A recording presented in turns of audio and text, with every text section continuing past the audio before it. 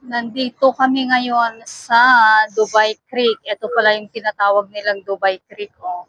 Nakikita nyo yan? Yung Dubai Creek, ito pala yun. Ito pala yung Dubai Creek na sinasabi nila. Kaya nandito kami ngayon para makalanghap ng malamig na hangin. O dito, nakaangkla ang kanilang mga fishing boat. Pero parang malalim. Malalim ang tubig. Yan ang kanilang mga boat. Dito na rin sila nagluluto. Nakita ko yung isang mama doon, nagluluto siya dito. At sabi ko, kung wala akong ginagawa, dito ako pupunta. Lalo na at kung minsan nag-iisa ako doon during weekend, dito ako maglalakad-lakad sa Dubai Creek. Malapit lang sa bahay namin. Malapit lang. Ito yung mga fishing net nila. Oh.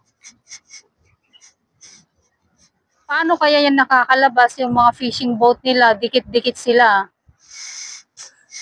Dikit-dikit ang mga fishing boat nila. Paano yan nakakalabas? At hindi ko rin alam kung paano. Yan, ang fishing boat nila. Dikit-dikit. Yan sa likod ko, ang building ng Emirates NBD. Oh, meron din silang mga orchids. Ano bang aloe vera. Ang lalaki ng aloe vera nila. Oh, di ba? Diyan na lang tayo sa may park. Oh, namasyal-masyal kami dito sa Dubai Creek. Mga fishing boat. Maraming fishing boat. Wala pang masyadong tao kasi mainit pa. At alam mo naman kapag dito is inaalagaan ng skin, eh wala pang masyadong mga tao.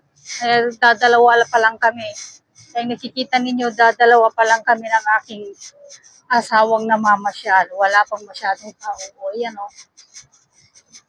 Yan ang mga buildings dito.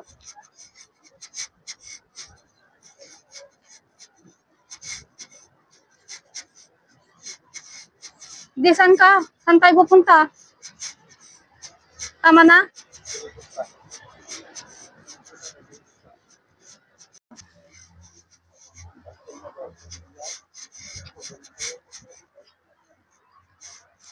Naglalakad-lakad. Kumukuha ng energy from the sun. Vitamin D. Pampawala ng stress. Lakad-lakad din. Yo, ang ganda-ganda oh, ang ganda ng liwanag sa lab oh. Kaya sa nandun ka nakabukmok sa iyong kwarto, oh, maglakad-lakad. Tignan mo naman ang paligid oh. Ang ganda-ganda. Ito ang environment dito sa Dubai. Green Park. Malapit sa Dubai Creek. Oh, ayan ang Dubai Creek. Oh, di ba? No! Eto ang Dubai Creek.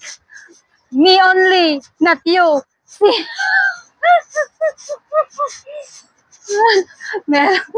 meron yung banglahe. Naghahay sila. Akala nila nakukuhanan sila. Hindi ko naman sila nakukuhanan. Kasi mukha ko lang ang kinukuha ko. Umiiwas ako sa maraming tao. O, diba? Kaya nga ako nakakapag-video kasi wala pang masyadong taong naglalakad. Al Maktoum Bridge.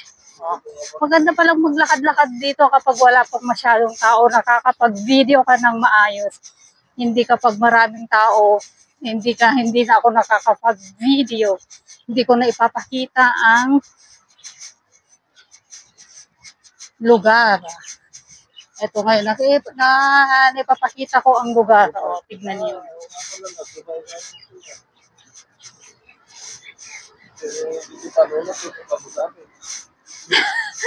Ang isip ng kasama ko nasa Abu Dhabi pa. Nandito na pala siya sa Dubai. O, pumasyad sa Dubai. Kasi Dubai na ang aking trabaho. Siya, naiwan siya sa Abu Dhabi. Kontento na siya doon sa Abu Dhabi. Simple ang buhay. Dito, simple lang naman. Nasa sayo lang naman kung sumabay ka sa isang sa pamumuhay nila dito. Pero dito is okay. Umar. Laking Umar. Oo. Umar. Lahat ng building nila may Imar. Diba? Ang gumawa ng Burj Khalifa ay Imar. Diba? Oh, ang ganda-ganda ng lugar. Oh. Para lang din sa Cornish, no?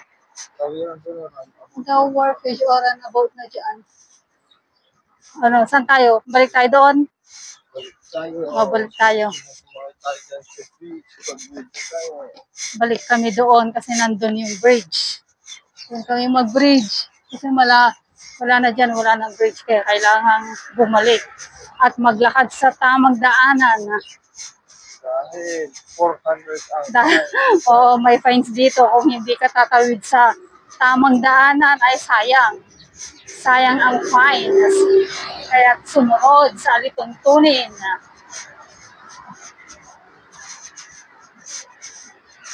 Okay, marami na akong nakuha. Kaya next time ulit mga guys. Next time ulit ako mag-video dahil marami na akong nakakasalubong na mga tao. Next time ulit. See you guys. See you.